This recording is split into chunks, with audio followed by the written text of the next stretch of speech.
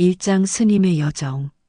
아주 먼 옛날 신라 시대의 어느 날 자장률사는 자신의 숙소에서 깊은 밤 명상에 잠겨 있었습니다. 밤하늘엔 별이 가득했고 그는 그 빛을 보며 속으로 생각했습니다. 모든 중생이 고통에서 벗어날 수 있는 장소를 찾아야 한다.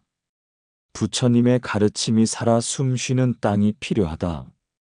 그는 다음 날 이른 아침 수행의 짐만 간단히 꾸리고 길을 떠났습니다.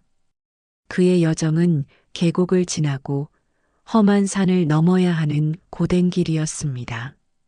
하지만 그의 마음은 한결같이 평온했습니다. 얼마 지나지 않아 그가 처음 도착한 곳은 푸르른 들판이었습니다. 이곳에는 사람들의 작은 마을이 있었고 마을 사람들은 스님을 보고 반갑게 맞이했습니다. 스님 어찌 이렇게 먼 길을 걸어오셨습니까? 한 마을 노인이 물었습니다. 스님은 미소 지으며 대답했습니다. 이 땅에 부처님의 가르침을 전할 곳을 찾고 있습니다. 혹시 이 근처에 고요하고 평화로운 장소가 있나요? 노인은 스님에게 말을 전해 주었습니다. 계룡산 북쪽에 깊은 숲이 있다고 들었습니다. 그곳은 아무도 살지 않지만 자연이 아주 아름답다 합니다. 어쩌면 스님께서 찾는 장소일지도 모르겠습니다. 스님은 감사의 인사를 전하고 다시 길을 떠났습니다. 그는 계룡산으로 향하는 길에서 강을 건너고 우거진 숲속 길을 걸으며 자신이 가야 할 방향을 찾았습니다. 밤이 되어 숲속에서 잠을 청할 때마다 그는 들려오는 바람소리와 계곡의 물소리에 마음이 가라앉는 것을 느꼈습니다. 마침내 며칠 뒤 스님은 계룡산 깊숙한 곳에 도착했습니다. 여기저기 나무가 빽빽하고 발길 닿는 곳마다 물이 졸졸 흐르고 있었습니다. 그는 숨을 고르며 속으로 말했습니다. 이곳은 신성한 기운이 깃든 것 같다. 조금 더 안쪽으로 들어가 보자. 이장 신비로운 숲의 발견. 스님이 숲 깊숙이 들어가자 이상하게도 주변의 소리가 점점 조용해지는 것처럼 느껴졌습니다. 발소리마저 부드럽게 사라지고 새들의 노랫소리만이 그를 반겼습니다. 그는 주변을 둘러보며 숲의 고요함에 매료되었습니다. 그때 스님은 길가에 커다란 바위를 발견했습니다. 바위는 마치 오랜 세월 숲을 지켜온 것처럼 굳건해 보였고 그 위엔 작은 새가 앉아 있었습니다. 새는 스님을 보자마자 청아한 소리로 울기 시작했습니다. 스님은 걸음을 멈추고 그 소리를 가만히 들었습니다. 놀랍게도 주변의 나무들에서 다른 새들이 하나둘씩 날아와 그 새와 함께 노래하기 시작했습니다. 새들의 노랫소리는 숲 전체로 퍼졌고 스님은 그 소리가 마치 부처님의 가르침을 의존리는 것처럼 느껴졌습니다. 그는 그 자리에 앉아 명상을 시작했습니다. 얼마 지나지 않아 스님은 바위 뒤쪽에서 작은 샘물을 발견했습니다. 맑고 투명한 물이 끊임없이 흘러나오고 있었습니다. 그는 샘물 위에 손을 대며 기도했습니다.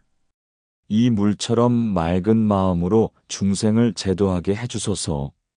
그리고 마침내 스님은 자신이 찾고자 했던 장소에 도착했음을 확신했습니다. 그는 일어나 주변을 돌아보며 속삭였습니다. 이곳이 부처님의 도량이 될 것이다. 여기서 부처님의 말씀을 전할 것이다. 삼장새들의 노랫소리와 하늘의 메시지. 스님이 샘물가에서 기도하고 있던 그날 밤, 숲은 더 깊고 고요한 정막에 잠겨 있었습니다. 하지만 그 고요함 속에서도 새들의 노랫소리는 멈추지 않았습니다. 마치 스님이 떠날까봐 붙잡으려는 듯 새들은 밤하늘을 날며 아름다운 선율을 이어갔습니다. 그때 갑자기 숲속의 바람이 잔잔히 흔들리며 커다란 나무들이 사라락 소리를 냈습니다. 스님은 고개를 들어 하늘을 바라보았습니다. 그리고 놀라운 광경이 펼쳐졌습니다. 수많은 별빛이 하나의 선을 이루며 하늘에서 내려오더니 새들이 그 빛 속으로 날아들어 춤을 추는 것이었습니다. 그 순간 스님의 머릿속에 맑은 음성이 울려 퍼졌습니다. 이곳은 오래전부터 정해진 도량이다. 이 땅에 부처님의 말씀을 전하고 중생들이 고통에서 벗어나도록 도우라. 스님은 자리에서 일어나 하늘을 향해 두 손을 모으며 말했습니다. 제가 이 숲을 지켜내겠습니다. 이곳에서 불법을 전하며 모든 이들에게 평안을 주겠습니다. 새들의 노래는 점점 잦아들었고 숲은 다시 조용해졌습니다.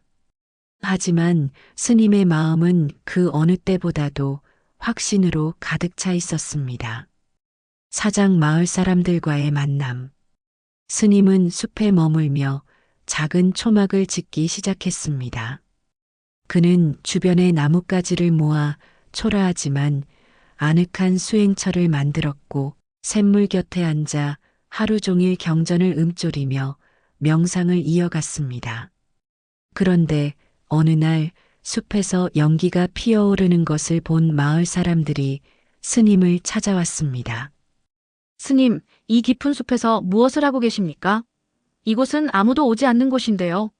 스님은 미소를 지으며 대답했습니다. 여기는 부처님의 도량이 될 자리입니다. 저는 이곳에서 수행하며 중생들을 돕고자 합니다. 마을 사람들은 그의 말에 감동하여 숲에 필요한 물품들을 조금씩 가져다 주기 시작했습니다. 나뭇가지로 엮은 지붕 대신 기와를 가져오고 돌로 단단한 털을 닦아 사찰의 기초를 다져나갔습니다. 사람들의 도움 속에서 작은 법당이 세워졌고 스님은 그곳에 부처님의 상을 모셨습니다. 사찰이 완성된 날 숲은 다시 새들의 노랫소리로 가득 찼습니다. 새들은 하늘 높이 날며 기쁨의 춤을 추는 듯 보였습니다. 오장 사찰의 완성과 전설의 시작. 사찰이 완성된 뒤 스님은 그곳을 마곡사라 이름 지었습니다. 마을 사람들에게 그 의미를 설명하며 말했습니다. 이곳은 삼나무 숲처럼 빽빽한 계곡이라는 뜻입니다. 이제 이곳은 누구에게나 열려 있으며 중생들이 평화를 찾는 장소가 될 것입니다. 그 뒤로 마곡사는 신라에서 가장 고요하고 평화로운 도량으로 이름을 떨치기 시작했습니다.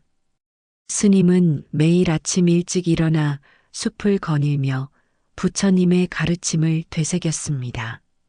그가 남긴 가르침은 먼 세월이 지나도 사람들에게 전해졌고 지금도 마곡사를 찾는 이들은 새들의 노랫소리를 들으며 마음의 평안을 얻는다고 합니다.